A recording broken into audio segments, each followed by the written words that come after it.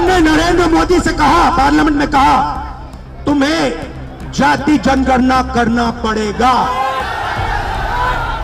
नरेंद्र मोदी जी ने आपके दबाव से डर कर जाति जनगणना हिंदुस्तान में घोषित किया है। आप में से कोई बोलना चाहता है? आ जाओ, आ जाओ।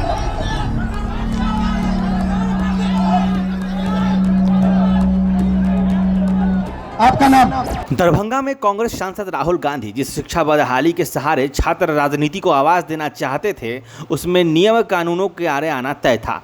ऐसा नहीं है कि राहुल गांधी और उनके नामचीन नेताओं को इस नियम का ज्ञान नहीं था कि शैक्षणिक स्थलों पर कोई भी राजनीतिक कार्यक्रम नहीं हो सकता, पर विरोध के लिए विरोध की जिस राजनीति को अंजाम देना राहुल गांधी चाहते थे, उसमें वो एक हद तक सफल हो गए हैं।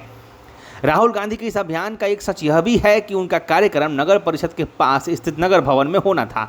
विधान परिषद सदस्य सह पूर्व मंत्री डॉक्टर मदन मोहन झा ने जिला प्रशासन को आवेदन भी किया था, लेकिन एक राजनीतिक सोच के साथ कांग्रेस के कुछ नेता यह चाहते थे कि टकराहट की राजनीति को अंजाम देना उचित होगा, तो पूर्व निर्धारित स्थल अम्बेडकर हॉस्टल में राहुल गांधी को ले जाया गया, जबकि इस संबंध में डीएम राजीव रौशन पहले ही जानकारी दे चुके थे कि अम्बेडकर हॉस्टल शैक्षणिक स्थल है, इसलिए वहां कोई भी राजनीतिक कार्यक्रम नहीं हो सकता। उस स्थल पर धारा 163 लागू भी कर दी गई थी। राहुल गांधी के कार्यक्रम के लिए नगर भवन आवंटित किया गया है। इसके अलावा अन्य किसी भी जगह पर कार्यक्रम करना वीआईपी की सुरक्षा की दृष्टि से सही नहीं होगा। जिला प्रशासन के लिए विधि व्यवस्था को बनाए रखना प्राथमिकता है, ऐसा जिला प्रशासन की तरफ से साफ साफ निर्देश आ चुका था। दरअसल कांग्रेस छात्र राजनीति के लिए एक बड़ा वर्ग साधना चाहती है, जिसके जरिए कांग्रेस इस मौके पर उनके अधिकार और जानकारी के हवाले से राज्य की शैक्षणिक अराजकता के बारे में उन्हें अवगत कराना चाहती है तथा यहाँ से एक संदेश पूरे बिहार में भी देना चाहती है।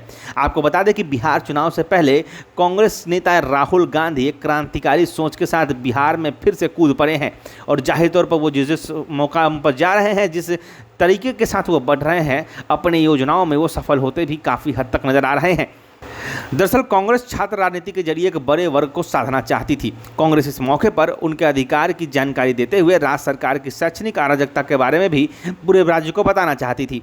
राजनीति का जो तकाजा है वो कि बात संबोधन के जरिए प्रेषित नहीं हो पाती, तब सरकार के विरोध के साथ उस खास वर्ग तक आराम से पहुंच जाती है जहां उसे पहुंचना होता है। राहुल गांधी यह सब जानते हुए कि वहां धारा 163 लागू है, वहां गए हैं, अफरा तफरी मचाई है ताकि सरकार की दमनकारी नीति के खिलाफ राज्य में सूचना और सुर्खियों में बटोरा जा सके, सुर्खियों में आया जा सके, जिसके बाद लोगों तक ये खबर पहुंचे। राहुल गांधी ने भी आजमाया है राजनीति के लटके झटके, किस तरीके से एक मंच पर राहुल गांधी ने छात्र को हाथ देकर खींचा है, उसे माइक दिया है और बिहार की बदहाल शिक्षा व्यवस्था पर छात्र युवक से ही लोगों को संवाद करवाया है।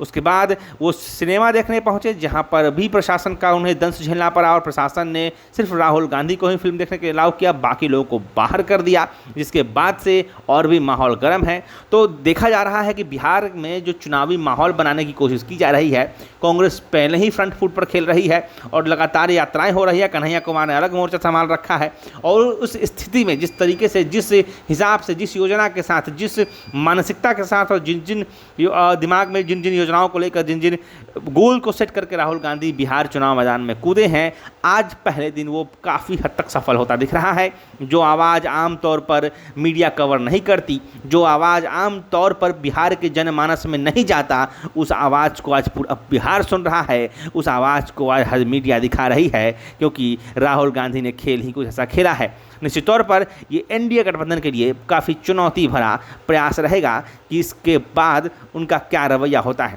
हालांकि राहुल गांधी ने बिहार में कांग्रेस के नेता के तौर पर, युवा कांग्रेस के नेता के तौर पर कन्हैया कुमार को आगे करने के साथ साथ इस तरह की आज की जो राजनीति हुई है दरभंगा में, उससे बिहार में एक नई सियासत के तरीकों को लिख दिया है। अब देखना है कि अब विपक्ष इस पर, जो एनडीए है सत्ता पक्ष है, वो इस पर क्या रवैया अपनाता है।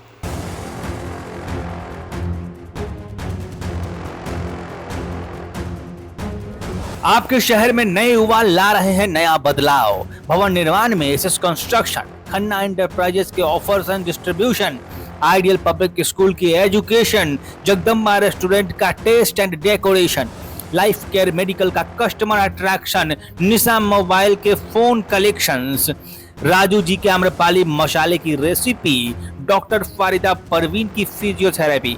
ये है शहर में अपने फील्ड के दिग्गज। आप भी बताइए, आप हैं किस फील्ड के दिग्गज, ताकि हम बता सकें अपने दर्शकों को।